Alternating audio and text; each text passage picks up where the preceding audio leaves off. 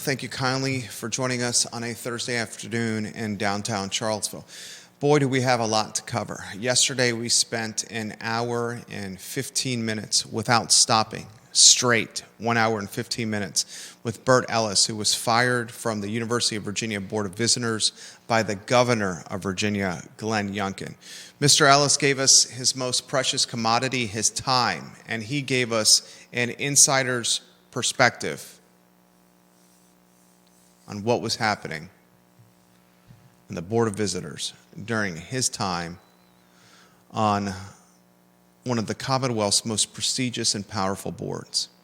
He talked from an insider's perspective on the UVA health investigation, the resignation of Craig Kent, whether there was fraud with billing or whether it was just upcharging and upcoding, and that fine line between fraud and upcoding.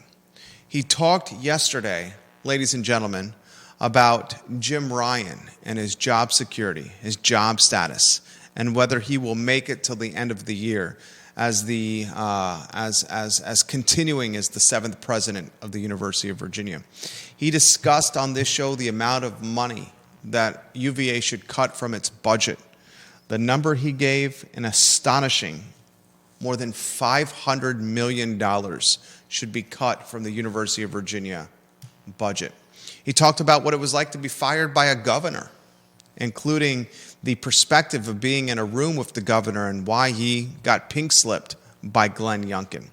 He talked single sanction honor code and the intersection of free speech and racism and what that looks like. And he discussed what the future of the University of Virginia should be. A university, some would say, that has leaned entirely too far left and needs to be hook, line, and sinkered back into a center aisle position if it wants to continue in its prestige and continue in its path forward as one of the best in not just the country but the world. We're going to respond and react to the interview yesterday from Bert Ellis, including playing 2 short clips. In the business, they are called sizzle reels. 2 clips that we found compelling from an hour and 15-minute interview that was from start to finish, perhaps the best content ever created on the I Love CVille Network. And folks, that is not hyperbole. That is fact. We spent an hour and 15 minutes with a man that has had success everywhere and anywhere he has gone. A man fired by the governor from a post on a board that is one of the most prestigious and powerful in all of our Virginia land. A lot we're going to cover today. Grab your iced coffee, grab your iced tea, sit back, and spend some time with us on the I Love CVille Show. This show, thanks to our friends, Judah, at Charlottesville Sanitary Supply, 60 consecutive years in business, John and Andrew Vermillion doing business the honest way and the right way on East High Street, Charlottesville Sanitary Supply, and folks, online at charlottesvillesanitarysupply.com. The Vermillions A-plus folks. I also encourage you to check out what we're doing at the Miller Organization. It's a firm that is beautifully vertically integrated from a brokerage standpoint, from a venture funding standpoint, from an advertising standpoint. And folks, 24 rentals in our holding portfolio, the most executive offices in a 300,000 person region. Our holding portfolio with what we're doing. All right, Judah Wickower, I'd like to weave you in on a 2-shot. If you can go studio camera and 2-shot. I count on you often as a voice of reason. The Bert Ellis interview, you had a bird's eye view. You had a front seat to it, directing and producing the show. The feedback has been significant. You have seen it. We've read it. We've heard it. I didn't have a chance yesterday to ask you live on air what you made of an hour and 15 minutes with Mr. Ellis on our show. I thought it was really eye-opening. I think Bert Ellis is a careful, measured speaker. He doesn't get He doesn't get overly excitable. I didn't hear any outlandish rhetoric in his responses. I appreciate all of what he had to say. I don't agree with 100% of it, but I think he's a strong force in Charlottesville, and I appreciate the fact that he makes sure to come back here. 10 days out of every month to make sure that he's got his finger on the pulse of this city, and I don't think anyone can deny his love for Charlottesville. A double who, Bert Ellis. Mm-hmm. Listen and watch what I think is the best show that's been done on the I Love CVille Network, folks, anywhere you get your podcasting content. I echo what Judah said. He is a man that I think is very different than what others have portrayed. The Democrats, the Republicans, Governor Youngkin, his board member contemporaries, Jim Ryan, and frankly speaking, me. Bert Ellis has been portrayed as a bully, as a curmudgeon, as a razor blade toting hothead. Mm-hmm. He's been portrayed as someone that is trying to de-woke the woke UVA. He's been portrayed as a bull in a china shop. A lot of various outlets have made that portrayal, including me.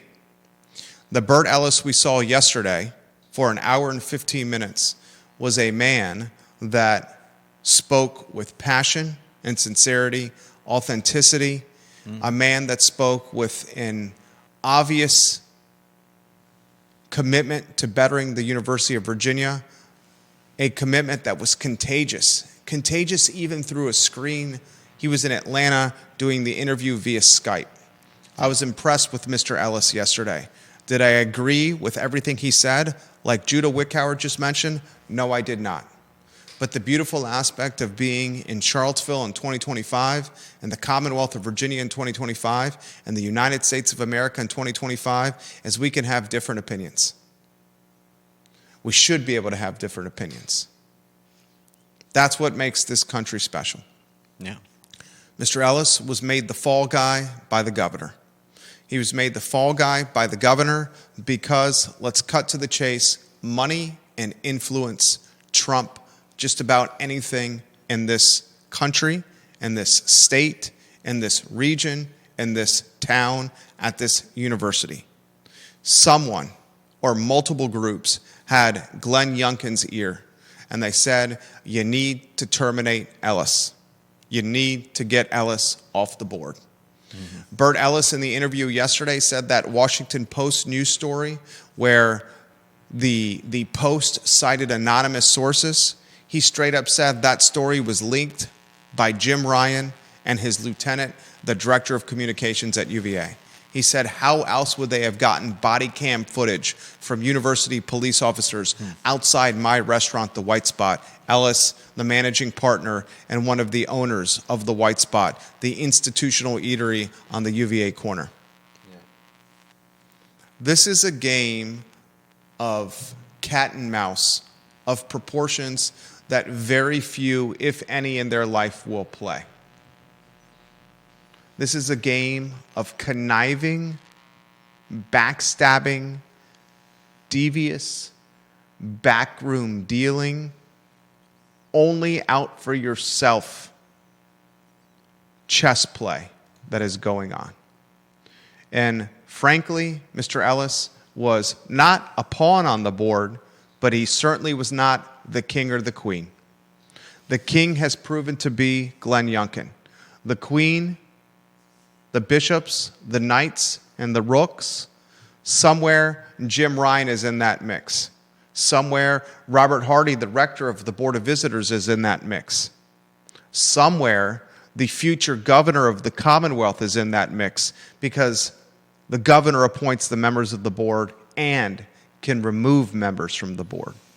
It was an hour and 15 minutes of commentary where I sat back, I asked questions, and I listened to learn. we are going to play on today's program roughly 6-7 minutes of clips broken up into 2 sizzle reels, ladies and gentlemen. 2 sizzle reels we're going to play for you. We found these 2 sizzle reels to be the most fascinating. We found these 2 sizzle reels to be the most significant in what they offered. Straight up insight from closed session Board of Visitors meetings, these 2 sizzle reels, including insight into a investigation into the University of Virginia health system, where 128 anonymous physicians have alleged that white-collar racketeering is going on with medical chart changing to maintain performance standards, literally doctors being instructed by the C-suite to get medical charts from suffering patients and doctor the charts to the benefit of the health system so UVA can maintain performance standards, regional and national rankings and accolades. If that was not sketchy as duck, how about the fact that these same rank and file physicians have alleged that fraudulent billing practices were transpiring? Not just fraudulent billing, but the C-suite was instructing the rank and file to fraudulently bill patients at their time of their most vulnerable when they were sick and potentially dying and or dying. Mr. Ellis said, here's what happened while I was sitting at the table of the Board of Visitors, and here's insight into the investigative report. Here's why Craig Kent resigned. And then I straight up asked him, does Jim Ryan make it through the end of the year as the 7th president of the University of Virginia? An embattled president, Jim Ryan, who, if you take a photo of Mr. Ryan before he took office in Charlottesville and you position it right next to the photo of Jim Ryan, how he stands today, you will see a weathered and whittled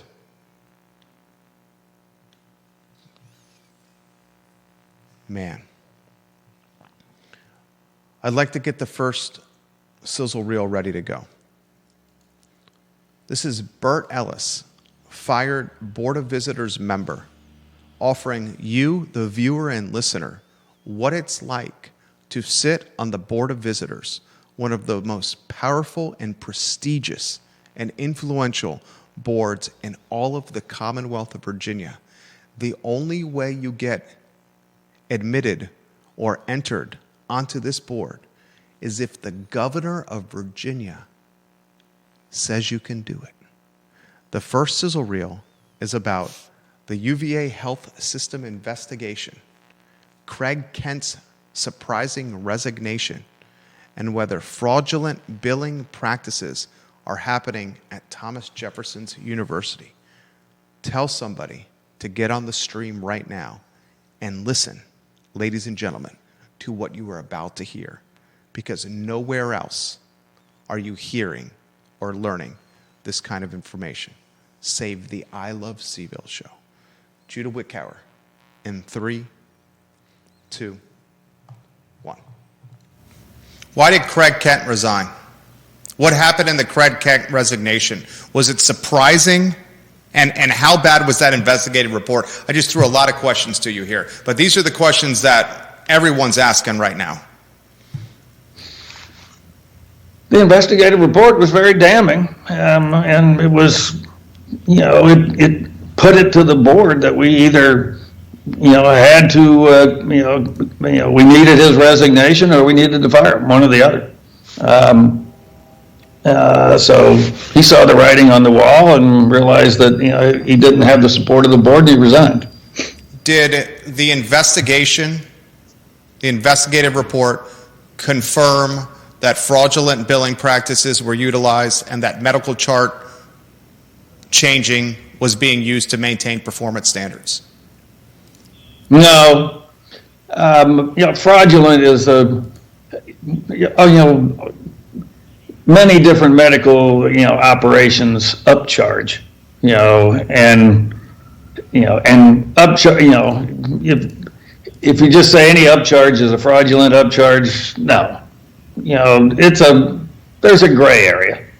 So, there were upcharging, and that's one of the ways if you're running a hospital or a medical installation, a medical facility, that you do your best to take advantage of the Medicare payment methodologies to get maximum payment. That just from a layman's perspective, that seems to be upcharging and exploiting the gray area and pushing it as far as possible. Seems to be right and pretty darn close to stark contrast to what honor code is all about. Well,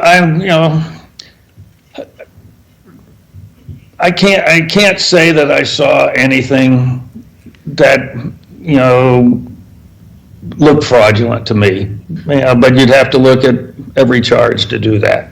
But there were a number of other things that added together created a track record that necessitated change. The leadership of the health system was going on the wrong direction, and they were running completely afoul of their doctors.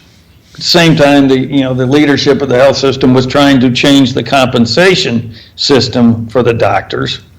And I know when you run a team and you start to try and change the compensation system, the incentives, the rewards, you will get some blowback. So there was some genuine blowback to that. But I think the path that they were on to trying to address and make the operation more efficient and more profitable was a correct path. But there were other things that were being done that were not. Craig Kent, who resigned as CEO of the UVA health system, was clashing with the university physicians group. He wanted to diminish, if not do away with, the university physicians group and roll it under one umbrella, where he had total control and total autonomy and power. Did Craig Kent get a payday to go away? He kept his severance. He didn't get paid to go away, but his remaining compensation. Yeah, and that's the benefit of resigning versus firing. Correct. Jim Ryan's management of the UVA health system fiasco has left a lot to be desired. He stepped in a pile of you-know-what from a public relations standpoint when he authored that initial letter in response to the anonymous 128 physicians. He basically called the anonymous 128 physicians, who interestingly left a bottle of top shelf scotch outside our studio one morning after we've covered this storyline. I got a bottle of top shelf scotch with a letter that said, "Thank you, anonymous 128. And Mr. Ryan pretty much called them crybabies and said that in any organization, there's a small percentage of employees that are bitter and angry, and they should be ignored. This really rankled the anonymous 128 and got them to dig even deeper their heels and their fight into the proverbial ground.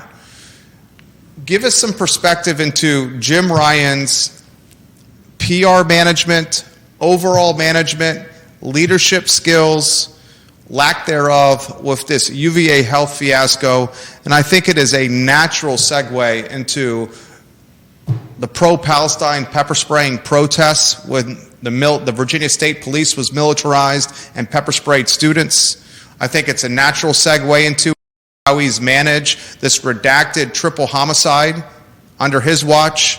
I mean, there's a number of points of concern here. The Ziana Bryant, Water Street, where a student, is it Morgan Bettinger, that was scarlet lettered by Ziana Bryant, who in shocking capacity is running for Charlottesville City School Board right now.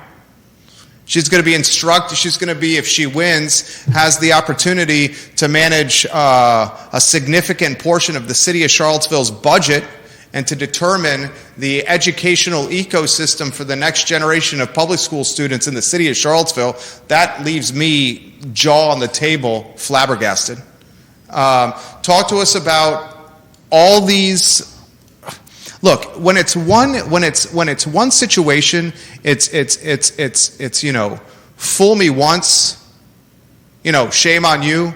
Fool me twice, shame on me. Here, when it comes to Ryan, there is a cacophony of comedic errors from a management standpoint. It's very simple, in my view, Jerry, that this university,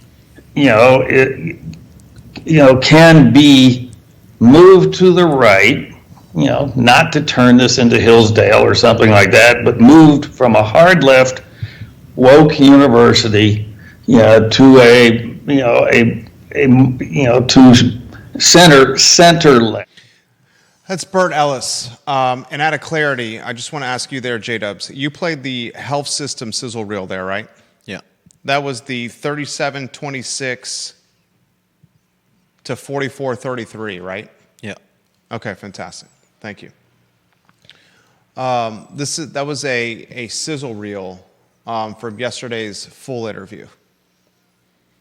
We're going to play one more sizzle reel, then we're going to give you some response that we've gotten. I'm also going to, when this show ends, email the doctors, the UVA faculty senators that sent us the letter. We got a letter earlier this week where UVA faculty senators sent us their response to what is evidently a smear campaign from leadership at the health system. The health system's current leadership and retired or post leadership is trying to smear the physicians who are speaking out against what's happening and in this organization. And current leadership and past leadership, retired leadership, is saying these physicians are motivated by nothing more than money and greed. And that's why they're opposed to change at UVA Health. And the elected faculty senators at the University of Virginia, they've sent us a letter and said, look, this is bogus. To say that these physicians who are speaking out, whistleblowing, are motivated by greed is not just a low blow, but is damn near close to slander, and is the antithesis of what being a physician and the oath a physician takes to do what's best for their patients at all time is all about. So when this show is over, I'll send an email to some of these doctors, one in particular who I know fairly well and has come on the show in the past, to see if their schedule permits time with me on the show to discuss all the tumultuous turn of events at the health system, which is the number one driver of revenue at the University of Virginia. If you were to remove the health system from the University of Virginia, you would be left with an academic black hole, an academic pit of overhead, a brand and an institution that would be drowning in financial overhead, quicksand so suffocating that it would not be able to survive. It's the health system that is the driver of money for Thomas Jefferson's University. Now, I want to play one more clip from the interview with Bert Ellis. This will be the Jim Ryan and budget cut clip. I believe this is the one I mentioned to you that was marked 49 minutes and 33 seconds from yesterday to 54:14. Yeah. I straight up ask Bert Ellis, is Jim Ryan going to be fired by the governor of Virginia? And Bert Ellis answers this question And he answers this question while also providing insight to the dynamic and the politics and the appetite to firing Ryan by current Board of Visitors members. He says this is their appetite and where they stand. He even calls the governor of Virginia a schizophrenic in this sizzle reel. He calls Glenn Youngkin schizophrenic in this sizzle reel. He also offers perspective in this sizzle reel how much the University of Virginia should cut from its budget. This is a budget that's $5.8 billion with a B per year. That is a mind-boggling number. The University of Virginia's yearly budget is $5.8 billion per year. And Ellis says this university needs to cut $500 million from its budget. Here's the challenge, Judah. And this will be the segue into the next, another topic on today's show. Federal funding for the University of Virginia is in absolute peril right now. Donald Trump, Elon Musk, and DOGE, Department of Government Efficiency, they are pretty much, how would you characterize it? They characterize it as government efficiency. Others would characterize it as ruining people's lives, causing people to lose their jobs. Some people would call it trimming the fat. Some people would call it making sure our country is solvent financially. Other people would say the government's not a business. You can't run it as a business like Elon Musk is trying to do. And this basically gets down to party politics and what your ideology is. Regardless the environment we're in right now is Trump and Musk are in power. And I have said for so long that Elon Musk is the most powerful man in the world. Yesterday, we saw that Donald Trump is the most powerful man in the world. Yesterday, we saw a man talk about tariffs, and he was able to take a market that was hemorrhaging, that was in bear market territory, and the word recession was being floated around and has been floated around for a couple of weeks. Some of these financial institutions, Goldman Sachs said the likelihood of a recession was well over 50%. Then yesterday you started seeing the word depression floated around. And a recession is one thing, and Trump's not afraid of a recession. But when you start using the word depression, and we've only had one depression in American history, that was the Great Depression, when unemployment was at 25%, when 1 in 4 Americans were out of a job. And what we were seeing yesterday before Trump started talking and said, I'm gonna take my foot off the tariff accelerator. These other countries did not want to play hardball with me. I'm gonna ease tariffs on every country except China. We saw one of the most whipsaw, wild swings in stock market history. Yesterday. Now, we've given back a lot of those gains today, but you saw the power of Donald Trump yesterday. Just through speaking some words, he was able to inject trillions of dollars into U.S. markets just from speaking words. That same power, some call it influence, others call it a bully with a baseball bat. That same power is being flexed on the University of Virginia. And here's what's happening in Charlottesville. It's the I Love CVille show, okay? I take macro headlines and localize them to Charlottesville. I'm about to play a headline for you from Bert Ellis, who, as of a couple weeks ago, was the second most influential guy in the Board of Visitors. Number 1, the rector, Robert Hardy, the guy who owns Keswick Hall, Mr. Hardy. A man appointed to the board by Ralph Northam. Jim Ryan and Robert Hardy, super tight, BFFs, homies.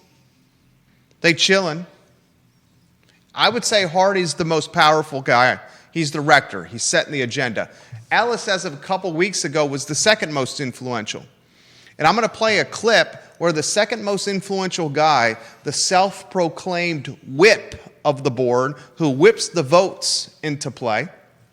This is like Kevin Spacey's character in House of Cards, the whip. Before he parlayed and backstabbed and wielded and dealed his way into the White House in House of Cards, he was the whip, Kevin Spacey, in House of Cards. Frank.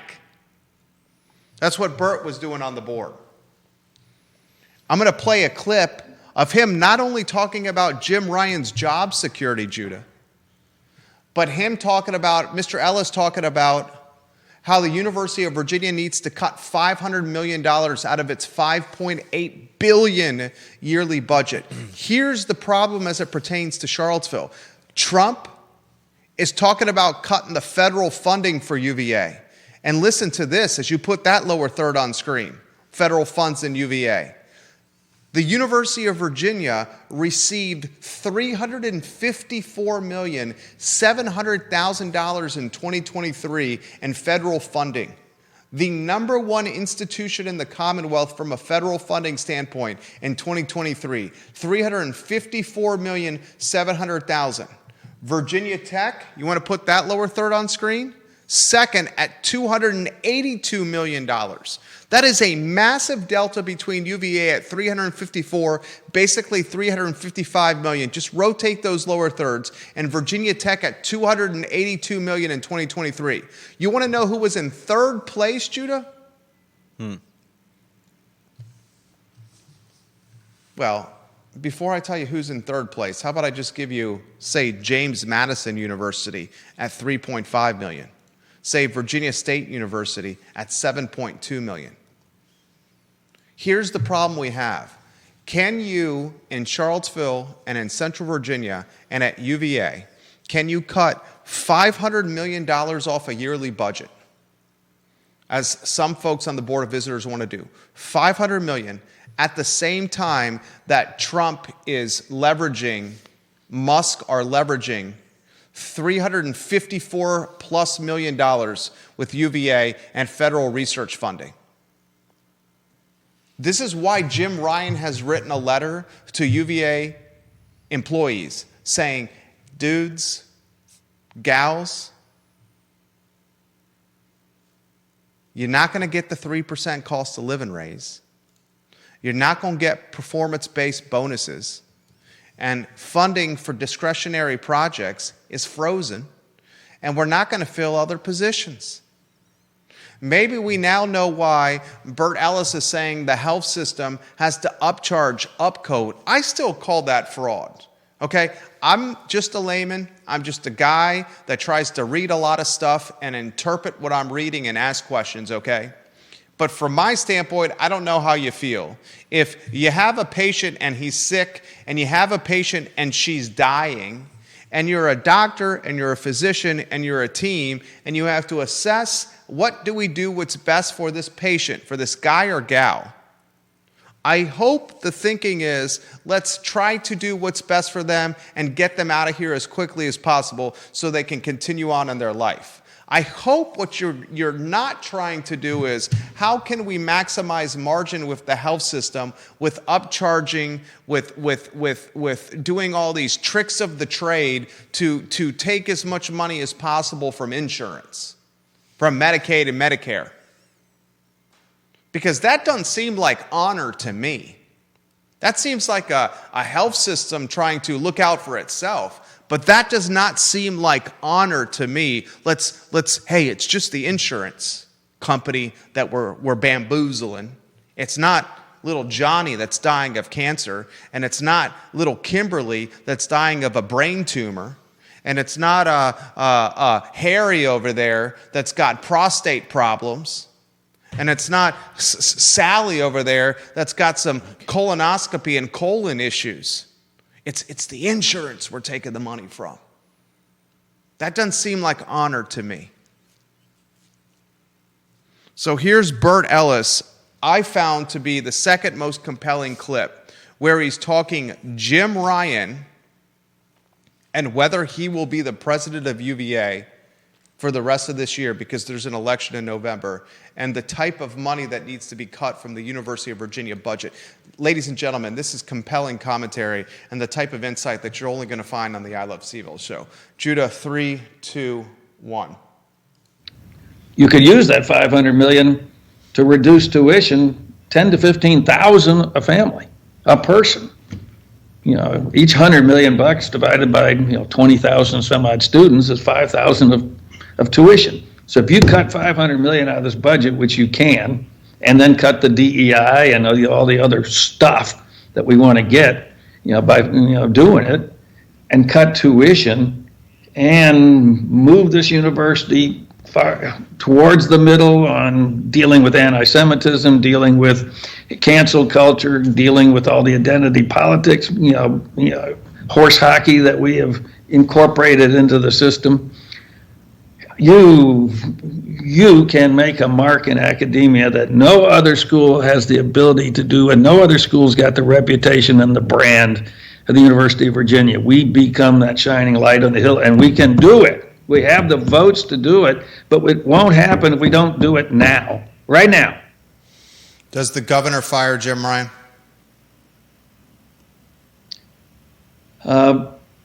It's in his power, and if he does do it, all those changes can happen, and if he doesn't do it, no changes will happen. Jim Ryan is he is running his own version of the Four Corners.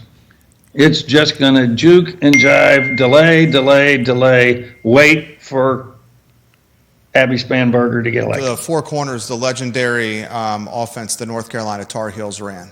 For those that are unsure of Dean Smith's playbook, you're a man with your business success that has vision and is able to see forward, and because of that vision, you hedge risk with business decision making. I'll try a different version of this question here. As a man who's got a lot of vision, Bert Ellis, does your instinct say that the final exit for Governor Youngkin out of the mansion in Richmond is a pink slip for Jim Ryan? I'm betting on it, so yes. Okay. Like I said, his presidency, and it's documented on the show that we do. I mean, the show that we do is documented all over the internet, so nothing can get taken out of context. His presidency started, as I characterized, as with the approachability and the affability and the likability of Barack Obama when he was running for U.S. president. And that's not about Democrat or Republican or conservative or liberal. Barack Obama, you have to give it to the former president, with his tie is half-mast and his sleeves is rolled up and his all-shucks type of personality. The most likable guy ever. Jim Ryan started the same way, as he was running around grounds and encouraging students and community members to follow him. He started these community organizations, these work groups where he was asking community members to say, how can UVA make this community a better place? And then during COVID, he was perched at his desk in his president's office and saying, follow me, we'll get through this pandemic together. And I'm like, this guy's fantastic. And then over the last 36 months, the last 24 to 36 months, I've seen blunder after blunder after blunder. And each blunder, has the man ever said, I'm sorry? Has he ever said, I've done this wrong, that I made a mistake here? It seems like all the blunders and the mistakes and the leadership errors have been convoluted or clouded or hidden through redacted reports or through these, like, the proverbial cloak and dagger. And it's that hidden nature of responding to issue that I have a problem with. And frankly speaking, my dad's a 72 graduate of UVA. My brother went to UVA. I went to UVA. Would want nothing more than our boys to go to University of Virginia. We live in Ivy. We live 10 minutes. It would make my wife's whole world to keep her boys close to her. Bert, I do not even recognize the University of Virginia anymore. This is not the University of Virginia that we attended. It's certainly not the one that my dad attended. I do not recognize this school anymore. And I hate to say this, it falls on the feet of the president. That's what the honor system, what you opened with, the honor system is dead, right now, effectively dead. All right, that's the last clip. Watch the entire video, the entire interview with Bert, wherever you get, Mr. Ellis, wherever you get your podcasting or social media content.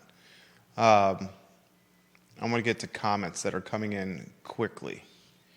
Comments, I'm trying to get to as many of these as possible. I don't know if we'll be able to get to all of these. I'm going to try to get to as many of them as possible. First, number 2 in the family, John Blair, Judah. His comment is from LinkedIn. Jerry, first of all, what an interview. Great job yesterday.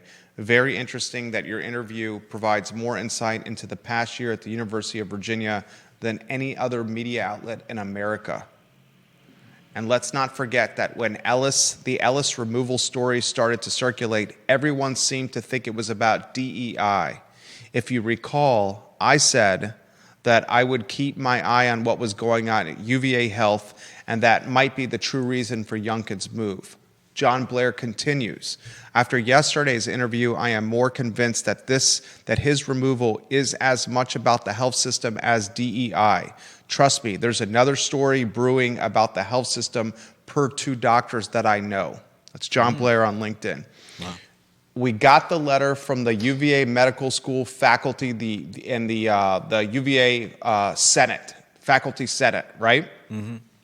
Some of the doctors that have signed this letter are the most known doctors in Charlottesville.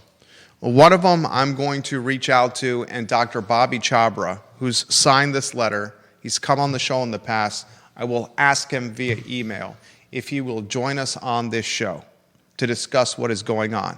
He signed the letter with his name. I will reach out to Dr. Chabra to see if he is willing to come on the program to talk about it. I will do that when this show ends via email. I'll copy Judah on the email so he can confirm that I did this. There is absolutely more to this story. Absolutely more to it. And it's, when the story broke, I said it was the most significant story in University of Virginia history. John Blair said the same thing. And ladies and gentlemen, it's going to prove to be the most significant story in the history of this school.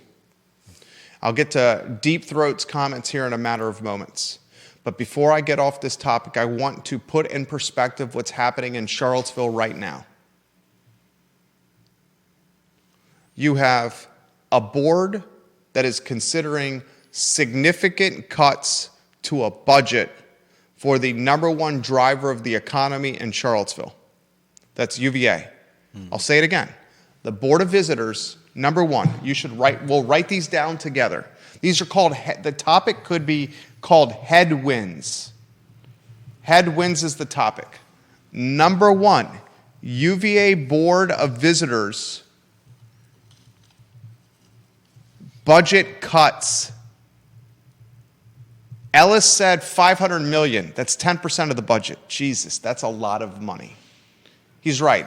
Any CEO, any business owner can cut 10% off a budget. But when you're cutting 10% off a budget, some of that's going to be human capital. It's not just going to put a hold on CapEx.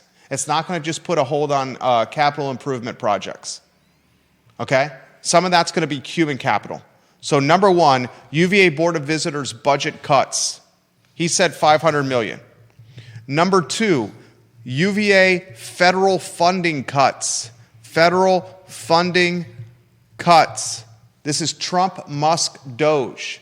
In 2023, the year 2023, according to the news outlet Virginia Mercury, which is very reputable, UVA received $354,700,000 in federal funding. $354,700,000 in 2023. Musk, Trump, Doge want to trim and cut and whittle that down like a number 2 pencil after the SATs. Number 3, Judah, government contracting, federal work, federal labor, federal contractors, federal jobs, federal employees. According to the Virginia Mercury, today's story, today's website, federal jobs and contracting accounted for 16.1% of all jobs in the Commonwealth. 16.1% of all VA jobs are federal jobs. The number one driver of GDP in the Commonwealth of Virginia is federal contracting, federal work, government contracting, jobs tied to the government. 16.1%. Those jobs are in the crossfire of Doge, Musk, and Trump. So much so that it's creating a significant surplus of available inventory real estate in the D.C. area and the communities surrounding D.C. We have a surplus, a year over year, the amount of homes that are for sale right now in the D.C. area, year over year, this year versus last year, significantly more. Not even close, ladies and gentlemen. So that's a third headwind, because what is the number two driver of the Charlottesville and Central Virginia economy, Judah? INJIC and the alphabet agencies and defense agencies. Judah's a very smart man. A white paper commissioned by Albemarle County, Charlottesville City, and the Chamber of Commerce concluded that the spies, I call them, the spy sector, all these INJICs, alphabets, 1.3 billion in economic activity, economic driver for the greater Charlottesville area, 1.3 billion. There's another headwind for you, ladies and gentlemen. How about a fourth headwind for you? This is not all doom and gloom, but this is me trying to prepare you, the viewer and listener, to determine the best outcomes for decision making. I'm doing this right now with how I'm positioning our businesses, what we do professionally, what I do holdings-wise for my family, assets-wise for our family. Number four headwind, are you ready for this? You have a man in the White House right now. I'm not going to make this about politics. I will not make this about politics. Yeah. Okay? I am not going to make this about politics. It's not about Republican, conservative. It's not about anything. You have a man in the White House and Donald Trump. You talk about markets move as headlines move. The markets are going to move for the rest of his presidency based on what he has to say. You know what markets like? Consistency, certainty, predictability. You know what we have right now? Massive uncertainty, ridiculous uncertainty. Markets are going to move based on commentary from one man. Okay? It is what it is. That's not about politics. He offers some commentary yesterday about tariffs and throttling tariffs down. Whipsaw, roller coaster upward. My holdings up, and I'm aggressive with what I do in stocks and equities because I'm young and I like to play tech. NVIDIA is my top holding. It's been my top holding for way before COVID. NVIDIA's been kicked in the nuts left and right. The spike yesterday with NVIDIA was ridiculous. Apple and Amazon, ridiculous. People made a lot of money, gave back a lot of money today. Short sellers got their nuts chopped off yesterday. Short sellers looking pretty smart right now. That kind of volatility creates a lack of confidence. And whether we want to admit this or not, okay? What's the average median HUD household family income in this market? Well, 125.8. Was it 125.8? I think so. 125,800. Judah Wickhauer's on point today. Average HUD family median household income, 125,800. Okay? Folks, the families that are well ahead of the 125,800, their sense of confidence in spending and their sense of confidence in going about their life in Charlottesville and Central Virginia is tied to when they get on their phone or they're on their computer and they check their Merrill Edge account or their Charles Schwab account and they look at what happened, whether it's up or down. And when we see this kind of volatility, it's going to crumble confidence or erode confidence. That's a headwind. Market volatility. I don't care what you say. If you don't think market volatility, macro market volatility is going to impact Charlottesville at a micro level, you are huffing glue behind the dumpster in Paul's Deli in Williamsburg. Okay? Macro market volatility is going to impact micro market confidence in Charlottesville. 4 obvious headwinds right there. Your top driver, the University of Virginia. I've been here 25 years. I've never seen the University of Virginia facing these kind of headwinds. Board of Visitors calling for budget cuts of this magnitude, federal funding cuts, and then all the other brand equity nightmares that are happening. The government sector. I've been here 25 years. I've never seen the government sector like this. Never. With what's happening. 16.1% of all Virginia jobs, federal. And this kind of volatility on top of all that? Now, how do you prepare yourself? What do? Do you dump it into Bitcoin? Do you dump it into gold? Do you buy real estate? Do you pull it out and put it into cash? You pulled it out before yesterday, you look like a dodo head. You look like a numbnuts, as Bert Ellis would say. You make real money in the stock market, 7 or 8 days a year? You make real money in the stock market? You certainly missed one yesterday. You don't pull it out. That's for damn sure. You sit there and you consider the long play. You don't pull it out. And I want to highlight this for the viewers and listeners, okay? I'm not making this about politics, okay? I'm not going to make this about politics. It's not about a national politics show. I could easily do another show that's a national politics show. I've thought about doing a show that's based on national storylines. That's not the I Love CVille show. Something completely different. I thought about doing it. Interviewing folks that are national. I got so much to say about national that I don't do on the show, okay? But I want the viewers and listeners to hear me, okay? I want the viewers and listeners to hear me. Are you ready for this, Judah?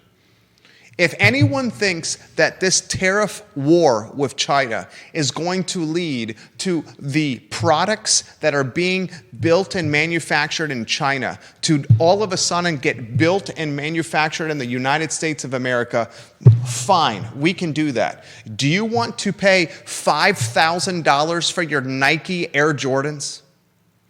Do you want to spend $3,000 for your Nike Air Jordans? Do you want to spend $5,000, $7,000, $10,000 for an iPhone? What's an iPhone now? A brand new iPhone, top of the line, is well over $1,000. You want to take iPhones and have Nike Air Jordans built in America? Do you think, if that's what you want, be prepared to spend thousands of dollars for your Nike Air Jordans and even thousands more dollars for your iPhones, because that's what you're going to get. One of the reasons we have iPhones and Nike Air Jordans at the price points they're at right now is because you have the Chinese doing this at hourly rates and in conditions that, ladies and gentlemen, would never fly in America. You want to bring the jobs over here? Okay. The result of having the jobs over here is you're going to have cost of goods at levels we've never seen and probably financially are not prepared to pay. And explain to me how a country, what is unemployment at? What's unemployment right now? Great question for Deep Throat. Great question for John Blair. What's unemployment in America right now? Is unemployment flirting with 4%? Is unemployment around 4%? Is that right? I think it's around 4%. Explain to me, when unemployment is around 4% right now in America, how you're going to bring all these jobs over here and find people to work these new jobs. Who's going to work these new jobs when unemployment's around 4%? Is it around 4%? Yeah, it was around 4.2% okay. in March. Who's going to work these new jobs when unemployment is at 4.2%? Seriously.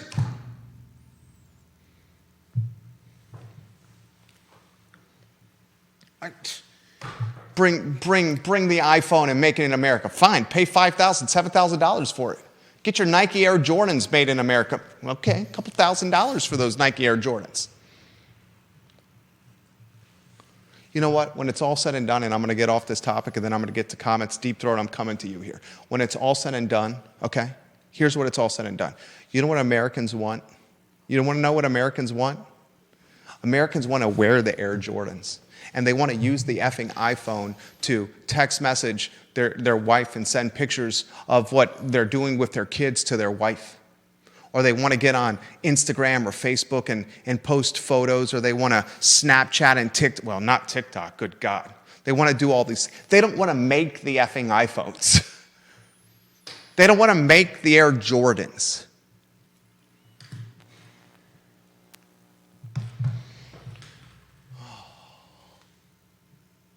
And Deep Throat makes absolutely a very fair point. The leverage he's trying to utilize is to shift the manufacturing away from a devious China into maybe a more trade-friendly country like Mexico or Canada or Vietnam. Right? One of these companies, one of these countries where we're not certain, we're not afraid that they're trying to get our deepest, darkest secrets of how we work our government. That's what you know what the beef is with China? The beef is with China is we don't trust the Chinese. We don't trust the government. We think China is trying to get our deepest, darkest secret. We think it's a problem of national security. That's the beef. It's not manufacturing and trades and tariffs. It's we don't trust the Chinese. But for the viewers and listeners that are watching the program and talk more politics on a national level than I've ever had on the I Love CVille show. But God, it pertains to Charlottesville. And if you don't think it pertains to Charlottesville, then you're not reading the tea leaves correctly. These jobs aren't going to come here. We're not going to make Air Jordans and iPhones here. All right, comments are coming in faster than I can keep up with. Deep Throat says, Judah makes a great point with Bert Ellis. Bert Ellis did not come off as like a firebrand or an emotionally dysregulated person. He sounded like someone who would be a forceful presence on a board, not a disruptive presence. This is number one in the family Deep Throat's messaging. It makes me feel, Deep Throat says, like the press smeared him. What a shocker. The press absolutely smeared him. And you know what? Who probably led the charge? Well, multiple entities led the charge. Clearly, Democrats in Richmond did not want Bert Ellis appointed to the board by the governor.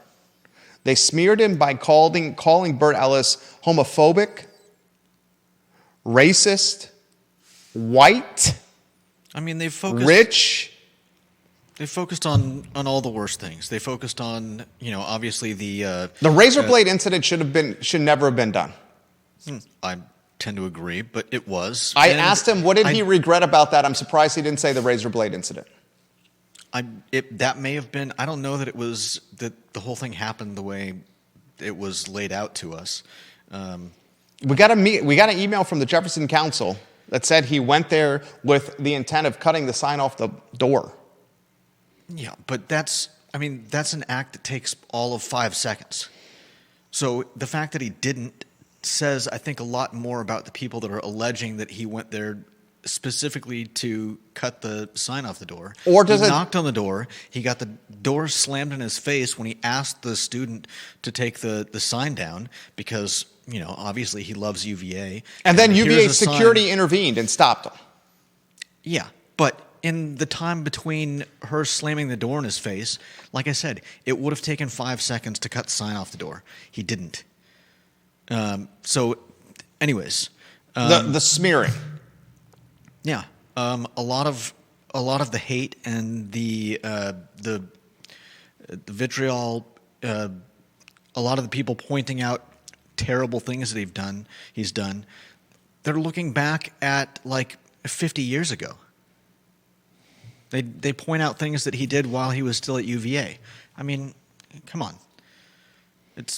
It's absurd. And I don't hear anybody, listing all the good things he's done or, getting a group together to buy white spots so that it doesn't fall by the wayside like so much else that we've seen recently. I mean, Yeah, he's definitely been the target of a smear campaign. He's been a target of a smear campaign. And the more you listen to him, and the more you hear about him, at least for myself, the more I appreciate.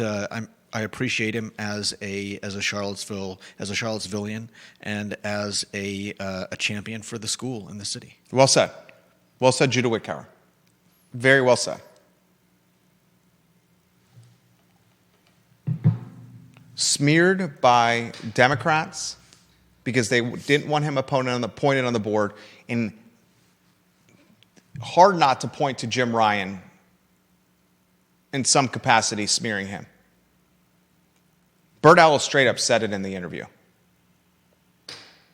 There's no one that wanted Bert Ellis off the board more than probably Jim Ryan. Bert Ellis straight wants him fired. Yeah. Said it on the record in front of a camera on a microphone on our show. And we replayed it today. He needs to go. Of course there's motive to want him off the board. How did the video cam, the officer cam footage of Bert Ellis interacting with police officers outside the white spot get leaked to what? The third most influential newspaper in the United States of America? What would you say? Wall Street Journal 1, New York Times 2? Do you go Washington Post 3? Do you go LA Times 3? Something like that. It's clear-cut journal, no longer New York Times. Let's sew Times in the 2 slot. Post 3, LA Times 3, Post 4, top 4 for sure. How did the body cam footage get linked to Jeff Bezos' paper? Obviously from somewhere inside UVA. I mean, how would anyone even know that it existed? Exactly. How would the Post know to Freedom of Information Act UVA for this body cam footage? Yeah. How would they know if not a smear campaign? You see what is happening in the world today in education, ladies and gentlemen?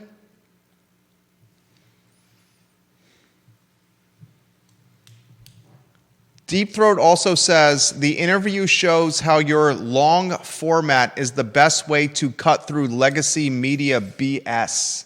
No doubt. Because with the long format, nothing can get taken out of context. Mm-hmm. And he also says, would Bert now maybe Freedom of Information Act UVA for all communications related to that video footage? That's damn good, Deep Throat. Then we can see who hatched the plan and what they said in discussing it. So good from Deep Throat. Bert Ellis, that should be, I have no doubt in my mind that Mr. Ellis is one of the most forward-thinking, few steps ahead of everybody. Jefferson Council, if you're watching this program, please pass along what Deep Throat, number 1 in the family, just said in the comment section.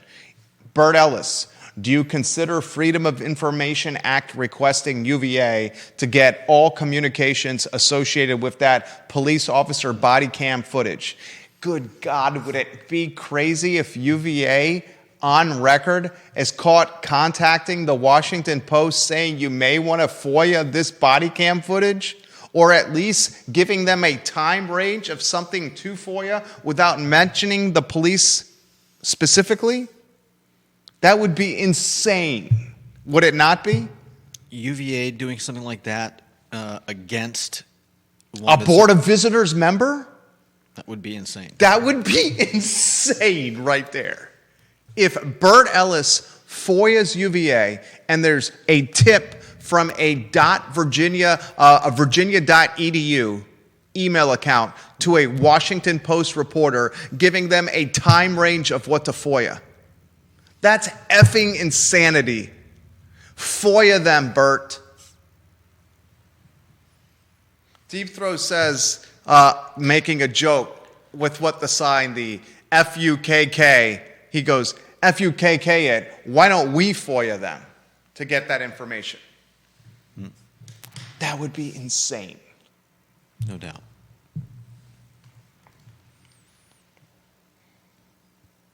Now, I am a guy that is straight up, for just about all aspects of my life, a bullish perspective. I see opportunity everywhere I look. I believe in entrepreneurialism, the American dream, the American chutzpah. am bullish on things despite the headwinds that I outlined earlier in the show that are very impactful of Charlottesville. We have to understand the headwinds to be able to position our decision-making in the right ways to navigate the headwinds. That's a show by itself. But when federal funding is being threatened at the same time that the Board of Visitors are going to cut operating budget,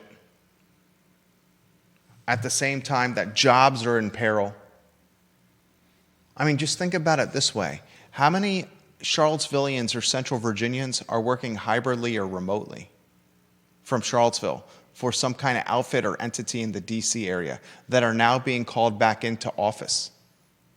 Say they keep their home in Charlottesville but are making the commute up to D.C. or, right? Doing that commute. That right there is going to have an impact on the Charlottesville economy, where you're going to take people out of here and have them working in the D.C. area, commuting. And not everyone's going to keep their house. Some of them are going to list. It's going to be this interesting seesaw of listing in the D.C. area and how many come down here versus listing in the Charlottesville area and how many go back up there. That's bananas. And this is what you get from the show. Long form, where we can take these deep dives. And I still ask the question, what are you bullish on local business-wise or local sector-wise, now that I've outlined those headwinds?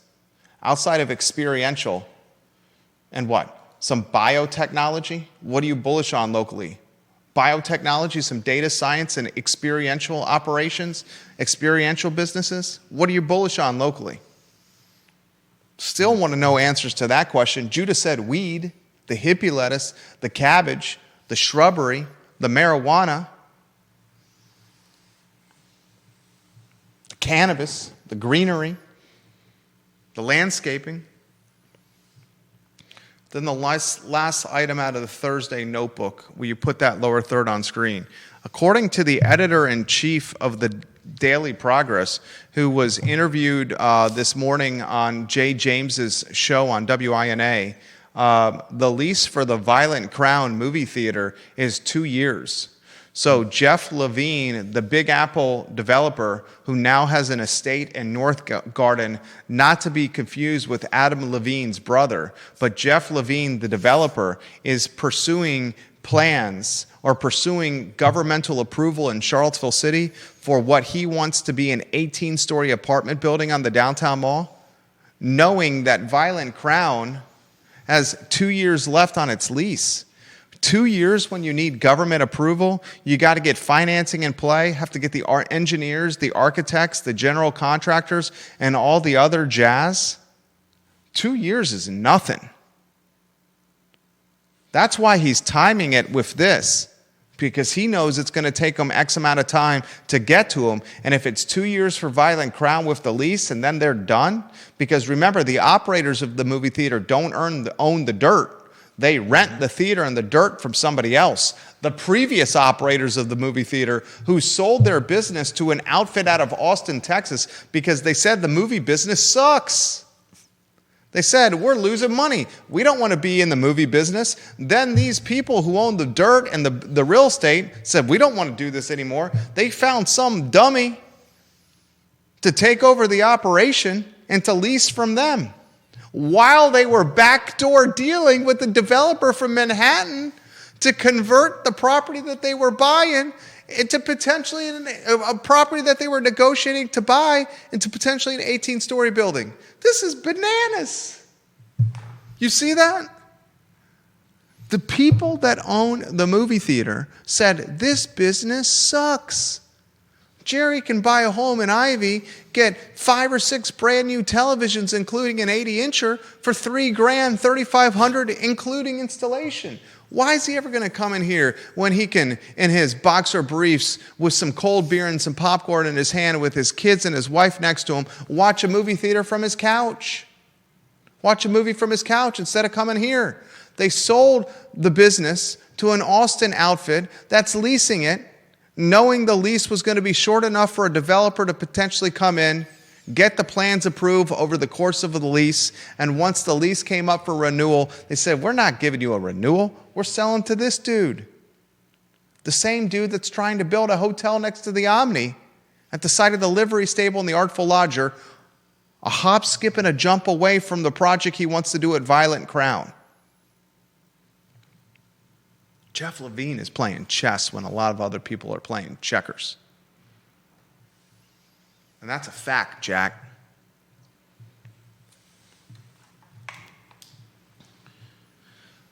Unbelievable. And I'll tell you right now, it might be what's best for the downtown mall long-term, Judah.